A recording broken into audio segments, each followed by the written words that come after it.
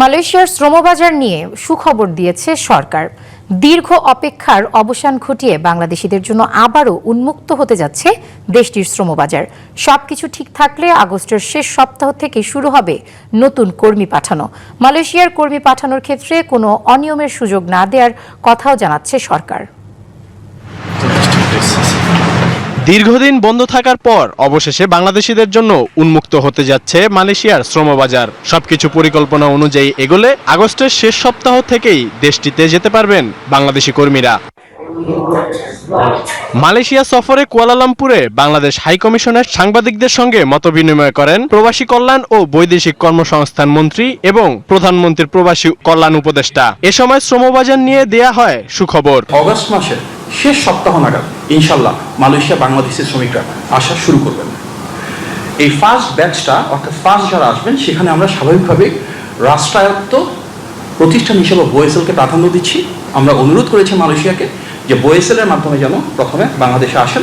গেল ৩ মাসে মালয়েশিয়ার মানব সম্পদ মন্ত্রী, ঊর্ধ্বতন কর্মকর্তা এবং সংশ্লিষ্টদের সঙ্গে বৈঠকের পর দ্রুত শ্রমবাজার চালুর বিষয়ে নীতিগতভাবে একমত হয় দুই দেশ। প্রথম পর্যায়ে রাষ্ট্রায়ত্ত প্রতিষ্ঠান বোয়েসেল এর মাধ্যমে কর্মী পাঠানোর প্রস্তাব দেয়া হয়েছে। পাশাপাশি সমঝোতা স্মারকের আওতায় যাচাই বাছাই শেষে যোগ্য রিক্রুটিং এজেন্সিগুলোকে অনুমোদন দেবে মালয়েশিয়া সরকার। কোনো অনিয়মের সুযোগ থাকবে না এবং কম খরচে কর্মীদের মালয়েশিয়া যাওয়া নিশ্চিত করবে সরকার। সবসময় দেখা যায় যে বেশ কিছু দালাল বা অসাধু চক্রের সৃষ্টি হয়, তারা বিভিন্ন ধরনের প্রতারণামূলক কর্মকাণ্ডে লিপ্ত থাকেন। আমরা বাংলাদেশে গিয়ে সংশ্লিষ্ট আইন শৃঙ্খলা বাহিনী এবং প্রশাসনের সাথে আলোচনা করব, নির্দেশনা প্রদান করব যেন এই ধরনের ভোগান্তির শিকার কোনো সাধারণ মানুষ না হন। বাংলাদেশ হাইকমিশন, প্রবাসী কল্যাণ ও বৈদেশিক কর্মসংস্থান মন্ত্রণালয় এবং মালয়েশিয়ার মানব সম্পদ মন্ত্রণালয় যৌথভাবে পুরো নিয়োগ কার্যক্রম পরিচালনা করবে বলে জানানো হয়।